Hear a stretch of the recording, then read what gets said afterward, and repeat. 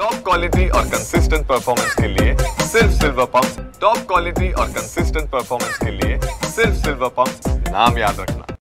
देखिए, देवेंद्र जी पिछले 9 साल से हमको कह रहे हैं कि हम लोग को पूरे महाराष्ट्र में काम करना चाहिए और हमारे मन में भी यही इच्छा थी।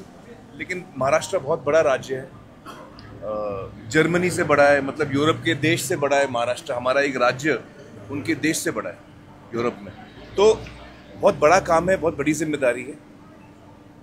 अब हमको लगता है कि शायद हम वो जिम्मेदारी ले पाएंगे, तो इसलिए इस साल मैंने हिम्मत करके हमने अनाउंस किया है कि अगला जो फार्मर कप होगा वो ऑल महाराष्ट्र होगा, पूर्ण महाराष्ट्र मध्ये आम्ही काम करना। सर, सोलर पॉलिसी के बारे में जो जिक्र हुआ अभी, जी, सोलर पॉलिसी के बारे में जो बात होती है उसकी अफोर्डेबिलिटी के ऊपर बहुत सारे क्वेश्चन उपस्थित किए जाते हैं। जी। सोलर पॉलिसी सच में पूरे महाराष्ट्र में अफोर्डेबल हो सकती है?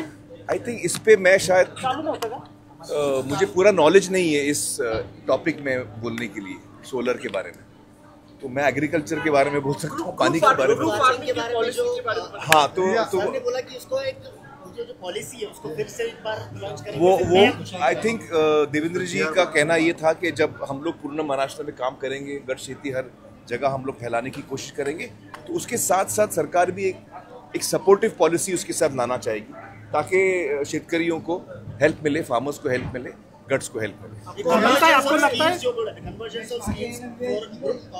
यस, उसका आपको कैसा रोल लगता है? क्योंकि अभी आप ऑलरेडी ग्रुप फार्मिंग के ऊपर काम कर रहे थे जी, बदर वो किसी तालुके के ऊपर, लेकिन अभी पूरे स्टेट में लेके जाना है, तो पूरे स्कीम्स को कन्वर्जेंस करना ग्रुप फार्मिंग के लिए कितना बेनिफिट करेगा? नहीं तो बहुत बेनिफिट करेगा, और हमारी कोशिश यही रहेगी कि जितने भी स्कीम सरकार लेके आएगी गट खेती के लिए, हम चाहेंगे कि शेतकरी उसका पूरा लाभ उठाए, उसका पूरा फायदा उठाए। जब हम ट्रेनिंग करते हैं तो हम लोग सारी स्कीम्स के बारे में भी शेतकरियों को हम लोग ट्रेन करते हैं कि आपको क्या क्या कौन सी पॉलिसीज़ हैं जो आपके काम में आ सकती हैं और उसके लिए कैसे अप्लाई करना, हम उसकी भी ट्रेनिंग हम लोग साथ में। एक बहुत महत्वपूर्ण विषय उठाया है कि जो आपको पानी फाउंडेशन की द्वारा जो भी किया जा रहा है, ग्लोबल वार्मिंग और क्लाइमेट चेंज। जी। और दोनों को मिलाकर आगे बढ़ना चाहिए। नहीं, देखिए, एग्रीकल्चर तो हमको वैसे ही करना चाहिए था शुरू से ही, जो हम लोग नेचर के साथ चलें। जब भी हम नेचर के साथ चलते हैं तो हम सही जाते हैं, जब भी हम उसके खिलाफ जाते हैं तो हमको उसका खामियाना भरना पड़ता है बाद में।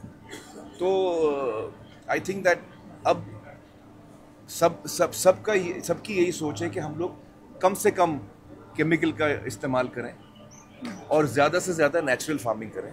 यही कोशिश आई थिंक सरकार की भी है। Thank you sir.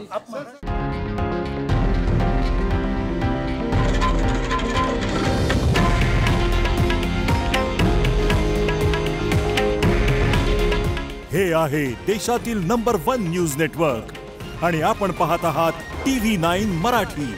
काळजी तुमची, हित महाराष्ट्राचं।